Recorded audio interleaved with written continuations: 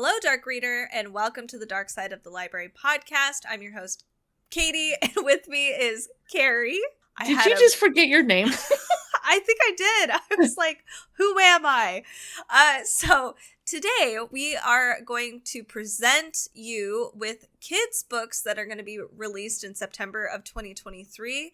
They're a little dark, a little spooky, and this is just part one. And an FYI, we have not read any of these yet. Hopefully we will. Hopefully we'll get a copy of them. Hint. But yes. Hi, publishers. We just wanted to give you a list in case you are looking for some really awesome books, teachers, parents, or just for yourselves. There's some awesome books that adults can read too.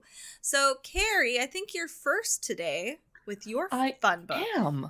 The first book I wanted to chat with you about today is called Alphabeasts, a monstrously fun book. It's a hardcover picture book by Hazel. It's either Quintanilla or Quintanilla. I'm not sure. Grade level kindergarten to 2. Welcome to the Monster Lovers headquarters. You're going to look at Alphabeasts from A to Z. There are silly, cuddly, smelly, and mysterious monsters found all over the world, and they give us a warning. Many of these monsters may cause us to laugh and learn, and maybe even inspire us to go searching for monsters ourselves. Each letter of the alphabet is represented by a monster's classified file with info on where they're found, what they look like, and a unique fact about them. Let me take a look. B is for Bigfoot. Location, the woods of North America. Silliest monsters. C is for, as you could guess, Chupacabra. Oh, This cool. is really cute. You probably wouldn't sit there reading all of the stuff to any old kid, like, weight, 40 pounds, 18 kilogram. It's not really a bedtime book, but it's really cute and colorful, and it's Alphabeasts, a monstrously fun book. My first book of today is Bakshi and the Gingerbread Sisters. This comes out September 12th, and it's by Pinto. This is inspired by Hansel and Gretel. Oh, yes, please. Yes. Bee wanted to spend the summer reading Betsy Chiller books and exploring the new spooky theme park with her best friend. Instead, she's spending the summer trapped at Storm Lake with her too loud, too thrifty, and too Indian family. Luckily, Bee finds a place to escape her embarrassment, a magical house across the lake that transforms her into the cool girl she's always wanted to be. Maybe cottage life isn't so bad after all. But strange dreams are haunting Bee, and there's a chill in her bones she just can't shake. Bee follows her hunch and the scent of gingerbread to Lucas, the dorky boy next door. He thinks there are ghosts in the forest, but new friend Alina tells her what Bee has feared all along. There's a witch at Storm Lake, and she's coming for Bee. So this is for reading ages 8 through 12, mid-grade readers. This is Bakshi and the Gingerbread Sisters by Pinto. My next book is Benita and the Night Creatures. It's by Mariana Llanos, and the illustrator is Coco Reto.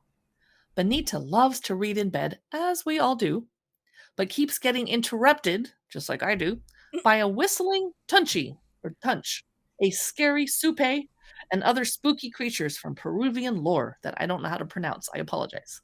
To the creature's disbelief, Benita is so absorbed by her book that she's not the least bit scared of them. The humorous celebration of bedtime reading puts a global twist on taking the scary out of monsters.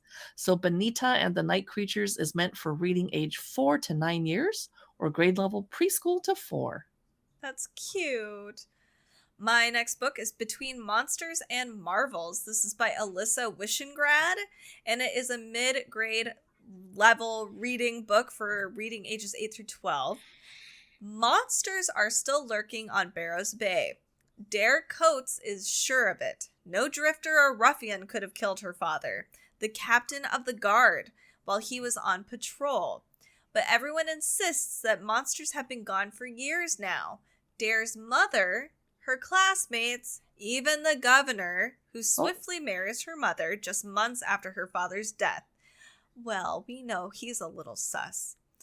Dare's suspicions grow even stronger when the governor suddenly ships her off to the mainland, away from any hope of uncovering the truth about her father's death. Okay, governor, Wow. I know it's you. That's a bit harsh and It suspicious, is. yeah. Or so she thinks. Soon, Dare finds solid proof that monsters still exist, and she starts to question everything she's always known. Was her father who she thought he was? Who can she trust? Where is the line between good and evil? The truth hides behind danger and deception, but with the help of an unlikely crew of cohorts and a stray beastie, nothing can stop Dare from finding out what happened to her father and exposing who the real monsters are. So this is a fantasy novel with a little bit of darkness. This is Between Monsters and Marvels by Alysa Wishingrad. My next book is Book of Screams. It's the first book in the Book of Screams series. It's by Szpirglas and illustrated by Stephen P. Hughes. It comes out September 12th. Tanya is a huge fan of horror author Joel Southland, and he's coming to visit her school. Even though she's his biggest fan, she barely gets a chance to say hello. But he does give her a signed bookmark. For Tanya, stay scared. Reading later that night, she figures it's just her eyes playing tricks on her when she sees the ink on the bookmark move a little. Oh. But when the ink slithers toward her, it's too late. You know, the word slithers is the best word. It is. And I wish that could be my starting word on Wordle, but it's too long. Okay. As Tanya tries to get to the bottom of Southland's nefarious schemes, the book is broken up by 9 other creepy tales, including one about middle school horror movie fans who track down the scariest horror movie of all time. There's another story about a kid whose baby eye is beginning to fall out. Oh, God. And another story about a vampire that's suffering due to a virus that's keeping people indoors. Let's not name the virus. It's a mix of squirmy, funny, and downright terrifying tales. That's Book of Screams by Szpirglas, and it sounds really fun. It does. My next book is The Cursed Moon. This is by Angela Cervantes. This comes out September 5th. 1, 2, The Caretaker's Coming for You. 3, 4, You'll Breathe No More. 5, 6, You'll Float Like Sticks. 7, 8, You'll Meet Your Fate. Oh, dear. I feel like the first sentence needs a little work, but the rest of it is awesome. So Rafael Fuentes is not easily scared. He loves writing ghost stories, reading scary books, and entertaining his friends with terrifying tales he creates on the spot. Rafa has come up against enough real-life scary situations that fictional hauntings seem like no big deal. Rafa's incarcerated mom is being released from jail soon and will be coming to live with him, his sister, and their grandparents. For the first time in a while, Rafa feels a pit of fear growing in his stomach. To take his mind off his mom's return, Rafa spends an evening crafting the scariest ghost story he's ever told. As an eerie blood moon hangs in the sky, Rafa tells a group of friends about the Caretaker. The Caretaker is an evil ghost who lures unsuspecting kids into the neighborhood pond, and they don't ever come out. Rafa is really proud of his latest creation, until strange things start to happen around him. Uh-oh. With a sinking feeling, Rafa realizes the Caretaker is actually real. Rafa has brought the ghost to life, and only he can stop him. Ugh. So the cover is actually really awesome. Go to our show notes at darksideofthelibrary.com and you will see all of our show notes there. Check out The Cursed Moon by Angela Cervantes. It's really, really creepy. This is for reading ages 8 through 12. My next book is called Deephaven. It came out September 5. It's by Ethan M. Aldridge. It is for grade level 3 to 7 or age 8 to 12 years. It's a gothic middle grade prose novel that follows a non-binary student who's drawn to their boarding school's forbidden East Wing, where something is stalking the shadowy corridors. I love books about boarding schools. When Guinevere, quote-unquote, Neve Tallow, receives an acceptance letter to the exclusive Deephaven Academy, they know it's the fresh start that they've been looking for. But things are strange from the moment they arrive. The house itself seems to breathe. Students whisper secrets in dark corridors, and the entire east wing of the academy is locked away for reasons no one wants to explain. And Nev knows something ragged stalks the shadowy corridors, something that sobs quietly and scratches at the walls, waiting to be released. With the help of another first-year student, Nev takes it upon themselves to unravel the mysteries hidden in Deephaven's halls. But will they risk their fresh start to bring the Academy's secret to light? Ooh, this sounds so good. Mm-hmm. It's Deephaven by Ethan M. Aldridge. My next book is Finch House. This came out September 5th. It's by Ciera Burch. It's like Encanto meets Coraline. I love that. Nice. And it's a middle grade story that deals with family ties, of course, Encanto, fears of change, and generational trauma. So, and a haunted house, of course. Of course. 11-year-old Micah has no interest in moving out of her grandfather's house. She loves living with Pop Pop, and their shared hobby of driving around rich neighborhoods to find treasures in others' trash. Oh, wow. I know, that's a lot there. To avoid packing, Micah goes for a bike ride and ends up at Finch House, the decrepit Victorian that Pop Pop says is off limits. Except when she gets there, it's all fixed up, and there's a boy named Theo in the front yard. Surely that means Finch House isn't off limits anymore, right? But when Pop Pop finds her there, Micah is only met with his disappointment. By the next day, Pop Pop is nowhere to be found. After searching everywhere, Micah's instincts lead her back to Finch House. But once Theo invites her inside, Micah realizes she can't leave.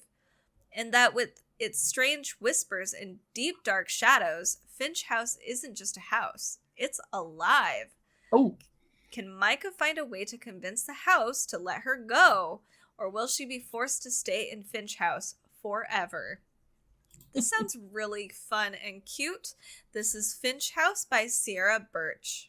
We have a lot of books about schools today, and my next one is called Fright School. Oh, awesome. It's a picture book for little tiny kids, preschool to grade 3 or 8 to 12 years. That doesn't match up. Preschool to grade level 3 is not 8 to 12 years. That's about 5 to 8. Anyway, it's a picture book that a 12-year-old would enjoy, but be like, really? Mm-hmm. School's in session for little monsters learning the fine art of fright. On darkened autumn nights, unusual students head to school, Fright School. In this hilarious story, little monsters learn the art of scaring trick-or-treaters.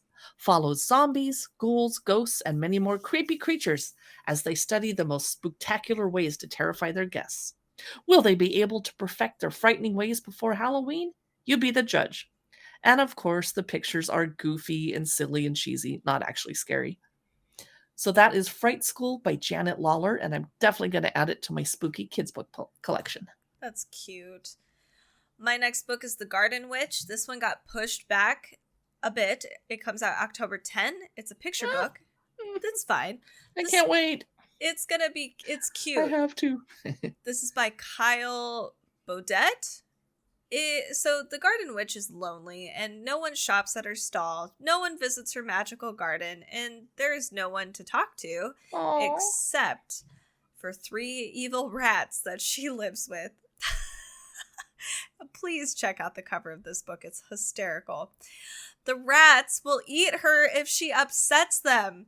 So she lives day in and day out the same until one evening she cries in her garden. In the morning, she finds that the garden has grown her a little turnip boy, Mickey. The turnip boy, with his charm and bum wiggling, helps the witch refresh her stall and make friends in the community. The witch discovers her own power, and with the help of Mickey, she turns the table on the rats. So the cover is funny. We have these evil rats that look just super funny. The art style that the illustrator Kyle, it's very similar to Tim Burton and Quentin Blake. It almost reminds me of like a more sketchy version of Bob's Burgers. I'm not gonna lie, like the witch is adorably dorky. So this is The Garden Witch. I definitely want to pick this up. This is by Kyle Beaudette. My next book is The Ghost Job. Finally, a book not about a school. It comes out September 26th by Greg Van Eekhout.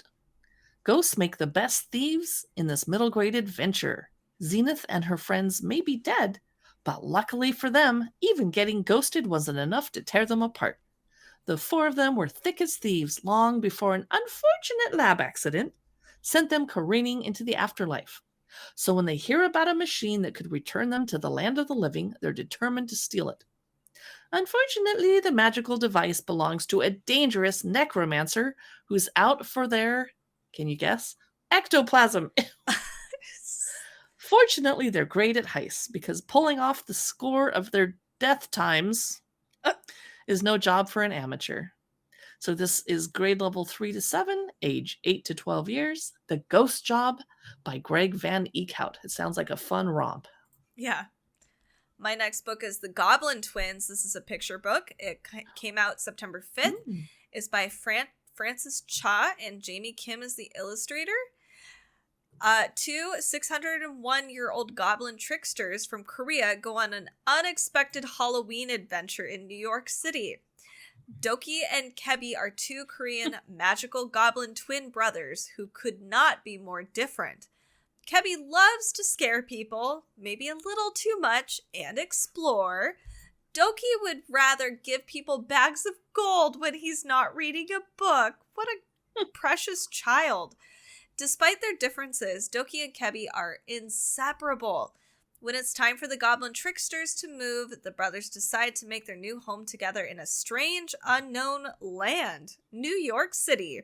As they prepare for the new customs of Halloween, Doki and Kebi are in for a surprise in this new holiday adventure inspired by the Korean mythology of Dokkaebi, which I've never heard before, but now I need to.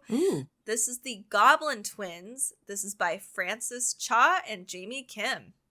My next book is a picture book called Kids Night Before Halloween. It's by Stephen L. Lane. Halloween is one of the most exciting days of the year for students. Imaginations and children run amok, fueled by thoughts of pumpkins, trick-or-treat plans, and sugar highs. But at school, yes, another school book, their teachers dread the yearly shenanigans. And this year, the students have started celebrating a day early. Well, I don't blame them. With princesses running a tiara trade ring in the girls' bathroom and a laser sword battle among 4th grade space rangers, the kids are quickly taking control of the school. When a group of 5th grade monsters tie up 2 first graders and prepare to eat them, the teachers are ready to call it quits.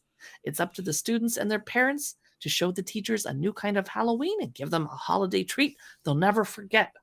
So this is a reading age 5 to 8 years book from Pelican Publishing. It's Kids Night Before Halloween by Stephen L. Lane. My next book has one of the creepiest covers I've seen for all of the books, including like nonfiction, adult fiction that I've seen. It's called It Found Us by Lindsay Currie, and it came out September 5th. It's got a creepy kid on there with no eyes, a stitched smile, holding a lantern with some elephants in the background. It's weird. So, 12-year-old Hazel Woods has always had an unusual knack for sleuthing. Some may call it snooping, but all she really wants is to solve mysteries around town. So, when she's not so accidentally overhears her brother Den planning to sneak into the cemetery at night for an epic game of hide and seek, she decides to secretly tag along. This seems like the perfect opportunity to investigate the claims that the cemetery is haunted. But the moment the game ends, Hazel realizes something is very, very wrong. From her hiding spot in the bushes, she overhears that her brother's best friend Everett is missing. Everyone else was found by the Seeker, but there's no sign of Everett anywhere. It's just like he vanished. Hazel and Den are determined to find Everett before it's too late. But as they begin to unravel the terrifying clues that started appearing since that night in the graveyard, eerie whispers that sound like someone counting, the intermittent smell of smoke, and the cold, lost presence that follows them everywhere. She's not sure what they are dealing with, but Everett needs more than search parties and scent tracking dogs to find him, especially if his disappearance is tied to the history of the cemetery and the lost century-old spirits that still might be trapped there. Oh, this is for reading ages 8 through 13, so a little bit of a pre-teen book, mid-grade level reading. So this is called It Found Us by Lindsay Currie. I think I skipped one. Did I talk about Hazel in the spooky season? I don't. Maybe. The picture book I'm the most excited for, so I just lost my brain. It's Hazel and the Spooky Season by Kyle Sullivan, with illustrations by Jess Mason. It's for grade level 1 to 2 or itty-bitty kids about 5 years old. There's nothing Hazel loves more than autumn, the spookiest season. The only problem is nobody else in her town seems to care. Everything changes when Hazel receives a visit from Ronnie Pumpkinseed, a supernatural pumpkin-headed ambassador for all things spooky. Ronnie teaches Hazel a special word for what she feels inside, Halloween, and helps Hazel find the courage to be herself and follow her heart, even when it's scary. So that is the book I accidentally skipped over. So now I'm going to be a jerk and jump in to my next book. No? I think you're next. Okay. Sorry. I can do that. No, you were excited about it. I'm glad you found it. Yes. My next book is also kind of a preteen book. It's a comic book as well. So this is called Lights. It's also got a subtitle called Sheets. So it must be a part of the, it says Sheets and Delicates graphic novel series. This is by Brenna Thumler, and it came out September 5th. It's got lots of pastel colors, and it looks like the Sheets series has a cute little ghost on the cover of every single one of it's Aww. Really cute. It's literally like a sheet ghost. So Marjorie Glatt's life was forever changed the day she discovered a group of ghosts hiding in her family's laundromat. Oh God, this is already adorable. One of those ghosts was Wendell, a lonely phantom turned Marjorie's best friend. When he and Marjorie are joined by ghost enthusiast Alysa Duncan, the three friends band together in friendship, bravery, and all things paranormal. Wendell died far too young and now must wander the land of humans with nothing more than a sheet for a body. He knows how he died, a tragic drowning accident, but lately he's grown curious about his past life. He wants to know more about why he died, not just how he died. It's not easy, though, since Wendell's memory of his human life has grown increasingly blurry. With Marjorie and Eliza's help, they set out on a journey to find out more. When they hear a rumor about Wendell's death, they wonder if it might have not been an accident after all. Meanwhile, Marjorie and Eliza's friendship is tested when Marjorie starts to befriend the very people who used to bully Eliza. In the third and final installment of the Sheets trilogy, Wendell will finally uncover the truth of his human life. Marjorie and Eliza will learn that some people really can change. Most of all, they start to see that everything can cast shadows, but if you look hard enough, you can find the light. So this is really cute. The message is really great. It's not just for younger readers. Adults can read this too, but it is suggested for grade level 4 through 6. This is Lights by Brenna Thumler. And I'm now back on track, and I know what my actual next book is. It's Lila and the Jack-O-Lantern. Halloween Comes to America. It's by Nancy Chernin, illustrated by Anneli Bray. Comes out September 28th. When Lila and her family leave Ireland for the United States, Lila misses many things, but especially Halloween. Each year, she and her siblings look forward to tricking a sly spirit named Jack by carving turnips into jack-o'-lanterns and walking the streets of their small town in ghostly costumes. Now, with no turnips in sight, can she bring the spirit of the holiday to the crowded city streets of her new home?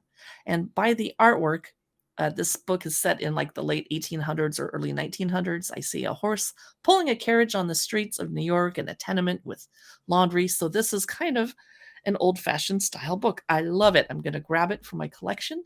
It's Lila and the Jack-O-Lantern Halloween Comes to America by Nancy Chernin. Speaking of art, I really like the cover of this next one. It's called The Little Match Girl Strikes Back. Ooh. This came out September 5th, and it's by Emma Carroll, and Lauren Child is the illustrator. This is for grade level 3 through 7. On the streets of Victorian London, so we're on a theme here too, Bridie uses her wit selling matches to help feed her family. But no matter how hard she works, it's never enough to stave off hunger or keep her ailing mother safe from the factory's toxins.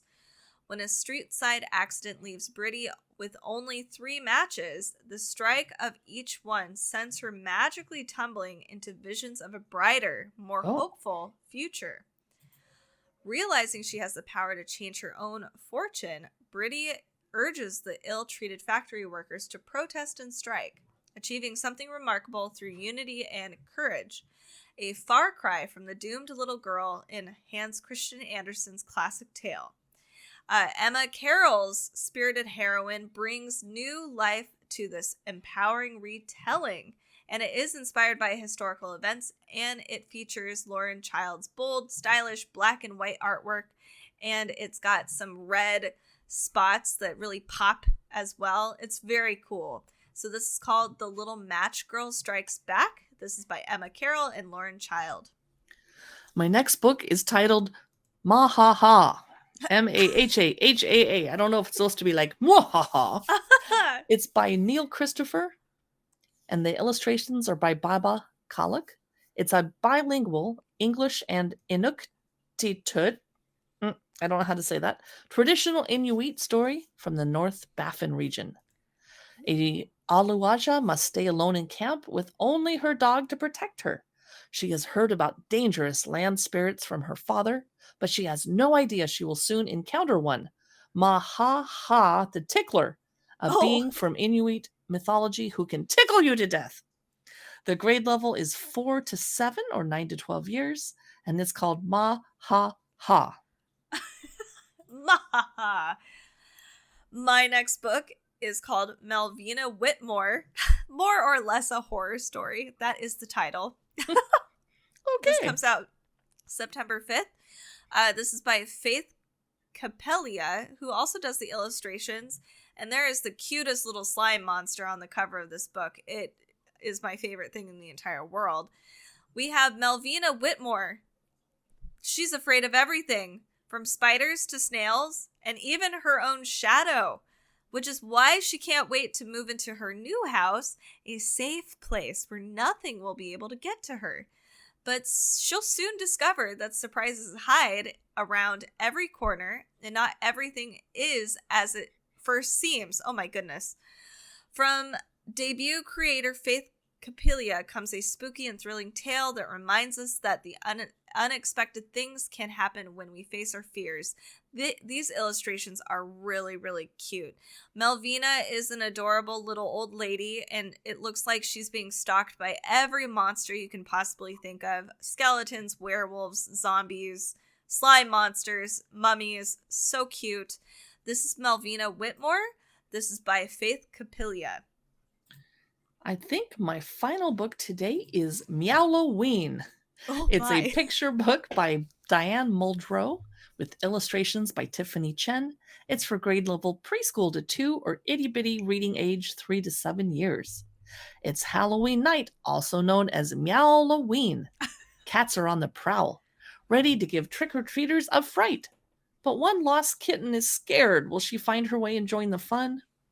Cats are slinking by carved pumpkins, and they're preparing to spook the trick-or-treaters parading the streets. But not all of the cats are enjoying the flashing lights and costumes. A lone kitten is overwhelmed by the crowds and doesn't know which way to turn. It's a rhyming read aloud, and I actually think that I know a couple of kids that would have been too empathetic to read a book like this. Oh, really? I took one of these kids when he was a little boy to a movie where an animal was just very barely trapped in a cage and sat about it for like a minute, and the kid was crying and we had to leave. Oh. So if you have an extra empathetic kid, and most kids love animals and are sweet, I would kind of look out for this one, see how it goes, but it looks adorable. It's Meowloween by Diane Muldrow. And my final book of today is great if you're also prepping not just for the spooky season, but also for Christmas. This is Merry Christmas Strega Nona, a Strega Nona book. This is by Tommy de Paula, and this came out September 12th. This is for reading ages 4 through 8. It is Christmas time in Calabria. And with Strega Nona's annual feast around the corner, she has no time for her usual magical tasks. Christmas has a magic of its own, and no one knows magic like Strega Nona does, especially Big Anthony. But with the clock ticking on her preparations, will Big Anthony finally be able to prove that he can be counted on with some magic of his own? It has really cute classic folk art in here, like very different. It's a really adorable magical adventure for Christmas time, especially if you're not really into like, you know, the Rudolph-y kind of stories. It's definitely more like a folk Christmas story. So this is Merry Christmas Strega Nona.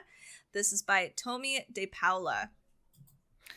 That ends our first part of our two-parters of dark, spooky children's books for September 2023. Stay tuned for part 2, which will either be publishing on a Wicked Wednesday, a Freaky Friday, or a morbid, macabre Monday.